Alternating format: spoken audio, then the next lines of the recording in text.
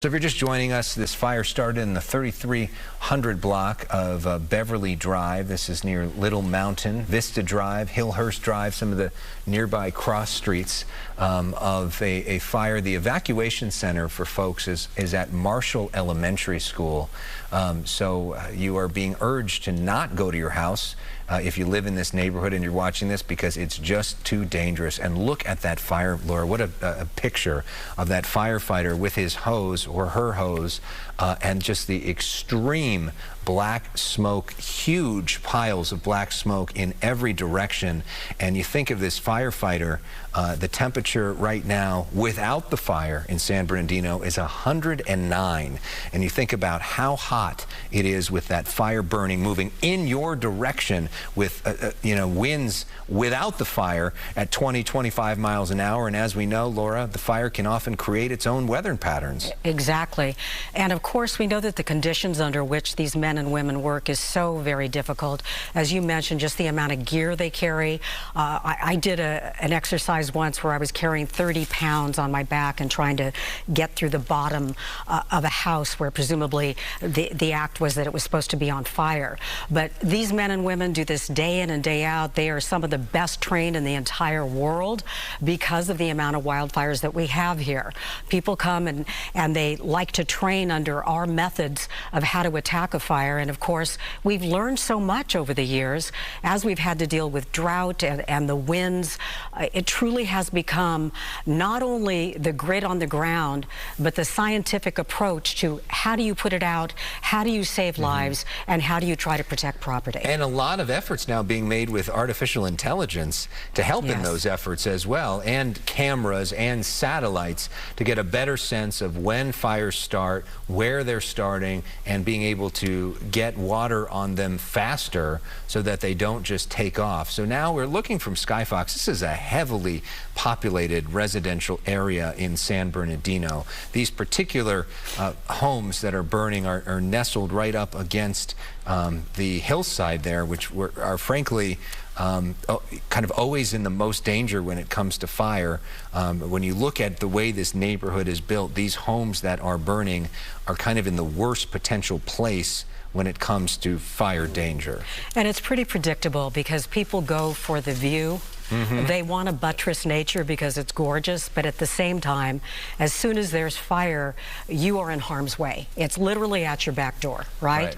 And we've seen this time and time again, Alex. And part of the challenge, as we have such a bigger population and so many people living in Southern California, we keep expanding more and more up against nature to try to build housing. We've got a housing crisis, and then we end up building homes in places where they didn't build homes before, in part because of that fire danger.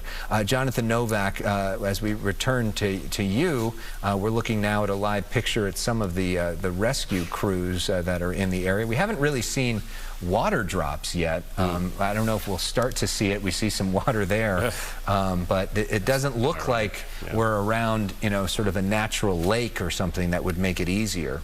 Well, you're right. It's and that was kind of ironic seeing that that little pool right there. I was just looking at the conditions. The weather station that's right nearby, or close enough, it's actually reading partly cloudy skies. It began reading that. Of course, it's clear out there, but the smoke obscuring enough of the sky that the weather station is picking up on it. The conditions there, just to give you an idea of the relative humidity, which, obviously 10%, 9%, actually right near the fire, it's 9%, looking a little closer in.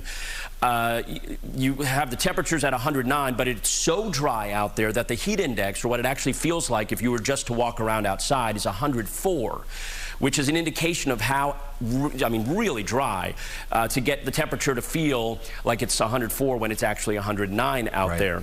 Of the opposite of like an East Coast day. Yeah, yeah, exactly. When you have the humidity in the air, the sweat on your skin, basically it can't evaporate, and when it can't evaporate, that's a cooling process, the evaporation process. So when you have dry air out there, the sweat on your skin efficiently evaporates, and that cools your skin down, and so it feels like it's cooler than it actually is out there. So that it's an an indication of how dry, in fact, the air is in that area of Southern California. And this heat has been absolutely crushing, right? Yeah. It really doesn't cool off at night. It doesn't. So this is some new video we're just getting from the ground from our friends at onscene.tv, and you get a sense of it's our first video from the ground itself. Maybe let's listen in and give a sense of what it sounds like with those winds too.